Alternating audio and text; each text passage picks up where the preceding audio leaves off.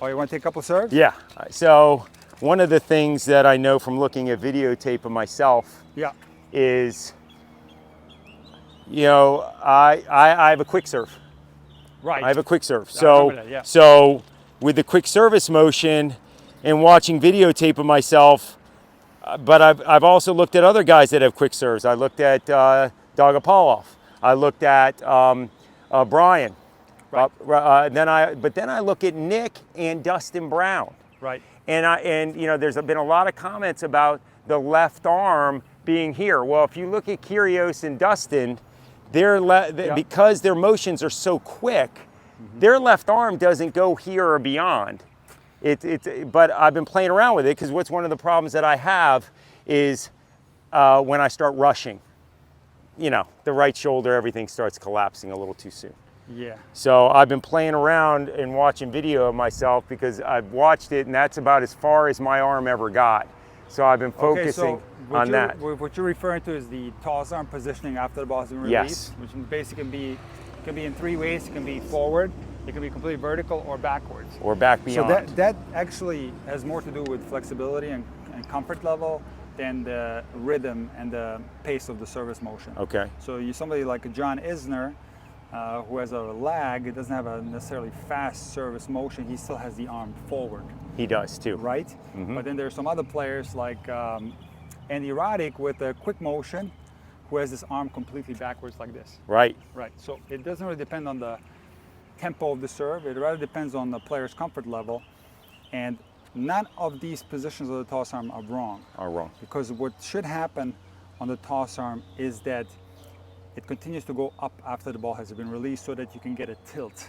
So if I release the ball here and then I continue to go to here, I still went past the moment of release and I was able to accomplish a tilt in my shoulders.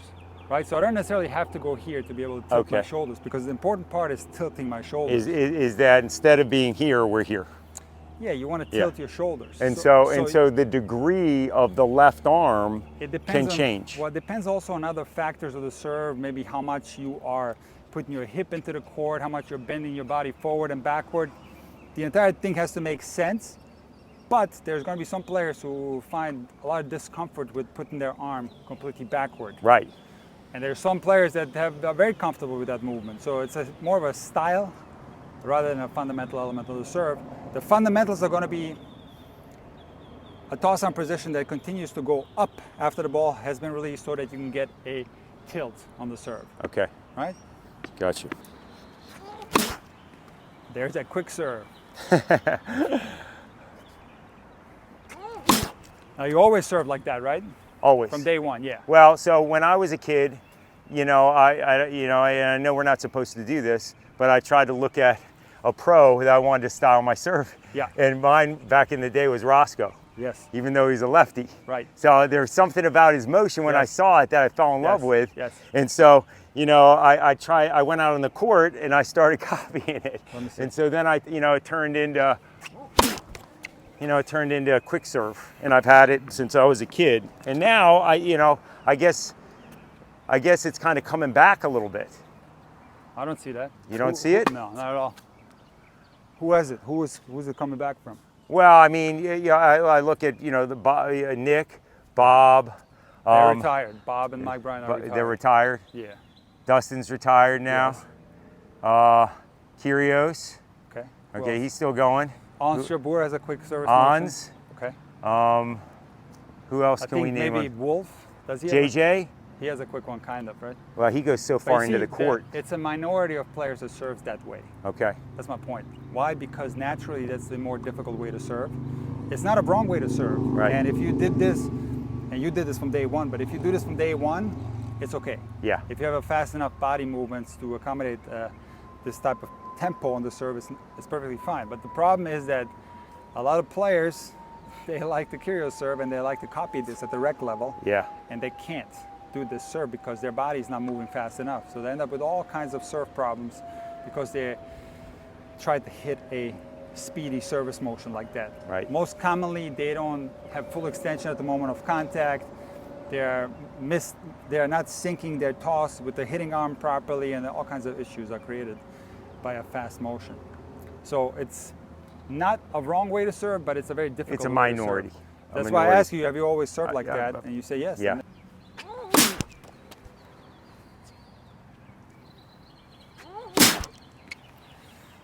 It's getting eaten alive yesterday, Nick. Yeah. Let me see your first serve again. Go back to first serve.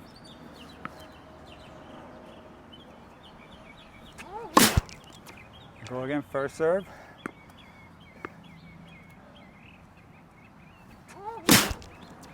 Go ahead and flatten it out. Okay. You see it? Okay. Go back to kick serve.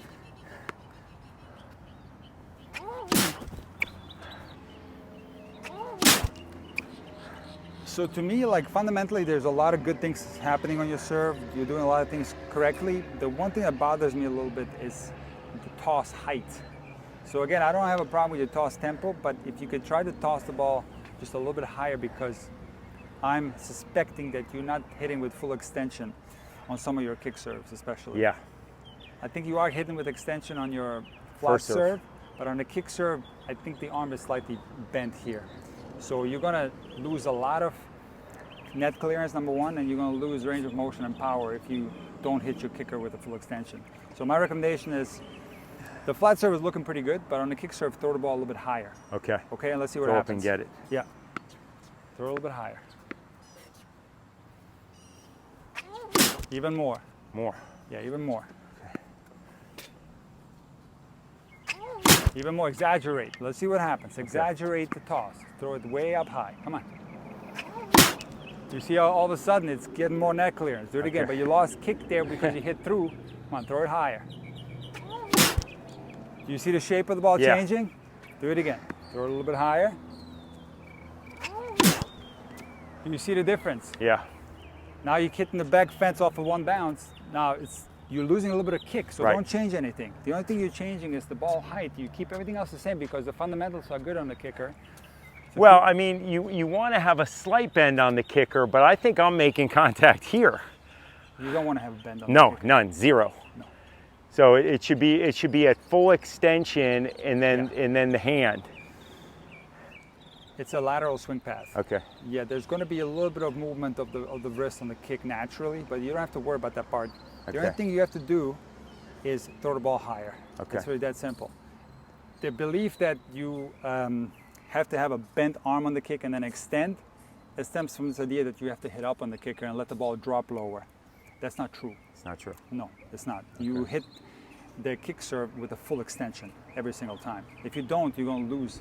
Like I said, the belief stems from this idea that you can hold the ball on the strings for seconds, and people don't realize that the ball is on the strings milliseconds. So if you contact the kick serve with the bent arm, but the ball is going to touch the rack and it's going to be gone right away, the arm's still going to be bent. You don't have time to hold the ball here and extend your arm. That's not going to happen. No. It's impossible. Okay. So toss location is in the same spot. Toss location is good. Okay. It just needs a little bit more height so you can be more extended.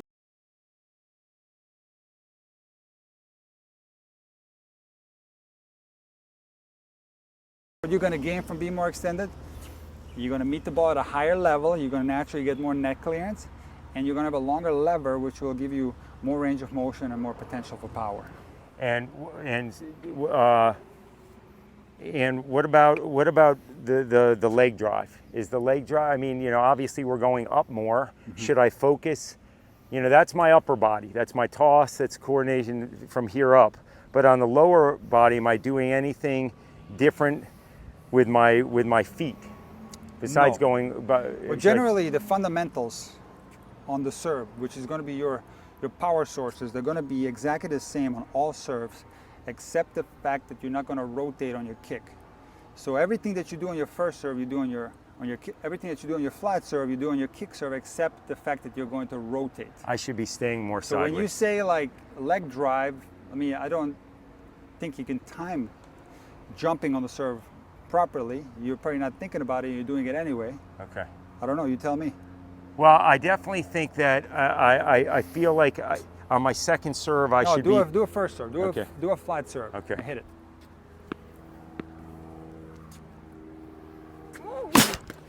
Do it again. You threw it a little too far in front. Okay. That was a fast serve. Do another one.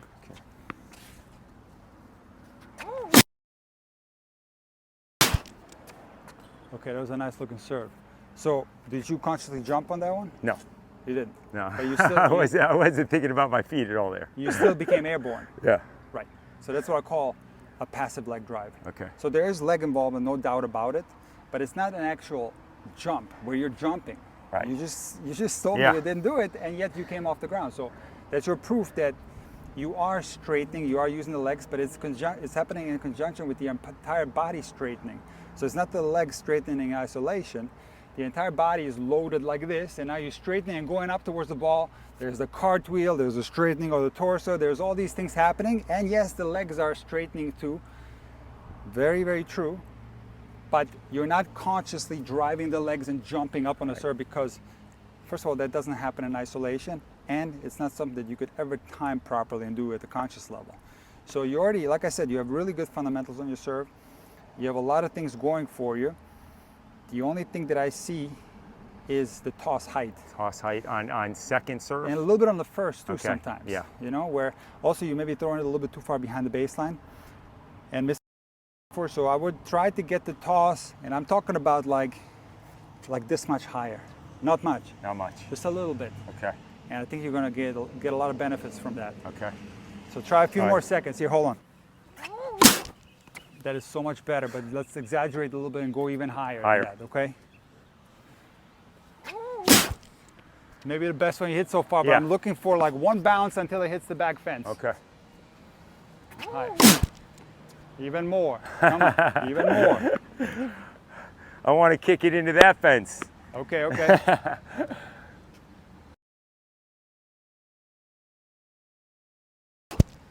Better. No, that's too low. One more thing that you can add on the kick serve is forward momentum. That's what a lot of people don't think about when they do kick serves, but you actually do want to go forward. Okay. So you do want to throw the ball slightly inside the baseline and slightly lean on it. Okay. So you're going up towards the ball, but you also want to go forward a little bit. Okay. That going forward on the kick is going to add a little bit of pace to it as well. So Okay. try that. So the toss has to be slightly inside the court Gotcha. on the kick. Where do you think it is right now? Well, it's often here. Yeah. So you're more like straight up and down with your body. Okay. So I like you to lean forward. You still want to throw a little higher, but also lean on the kick serve a little bit. Get your body more underneath the ball. Okay. Because you still want to make contact like right above your head. That's the proper contact on the kick. Yeah. Like, I mean, this relation. So your contact is going to be like here. Okay. Where on your flat serve, it's going to be in front of your head.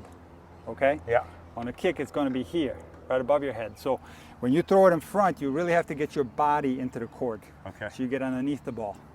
All right. Better. Oh, do it again and throw a little Yeah. higher. One more time. That was probably the best one you hit so far. Throw it a little bit higher. Come on, get your body underneath. Just a little bit higher. All right. But you notice they're not hitting the back fence off of one bounce. No.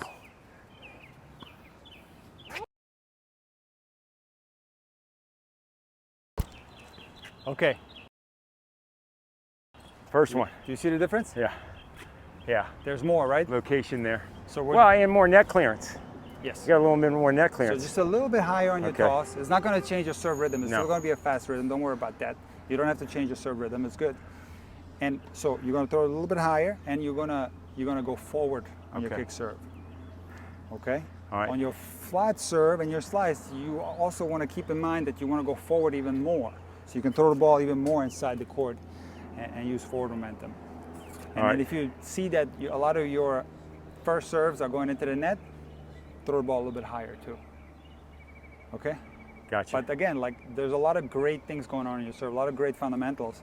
It's just about adding those small little pieces to make it better. Okay. So you told me you played a match against this young guy and he was eating up your second serves. So generally, like if you hit a second serve and the ball is bouncing twice before it reaches the back fence, that means that the ball has a lot less height on it, and the guy can comfortably wait for the ball to get into his strike zone and smack a forehand on you. As opposed to when you're practicing, the ball goes bounce and then straight into the fence. That means that it's going to be a little bit more here. Okay. And now it becomes much more difficult to be aggressive as a returner. You might have to step in or back up, and now it's timing. That's kind of tricky on a kick. And all of a sudden, this is an adequate second serve that's not going to be attacked so much. Okay. I mean, does it make a difference? You know, like when I practice my kick, Nick, you know, I move the cone, you know, up more. You know, I try to hit my kicks more here rather than here. I love that. Love it. Is that good? I think it's phenomenal. All right. Yeah, that's what I try to do too. It's kind of a tough target to hit, but if you can hit it there, the ball will exit the court with a steep trajectory, and you're gonna get a lot of benefits from that. Yeah. Okay.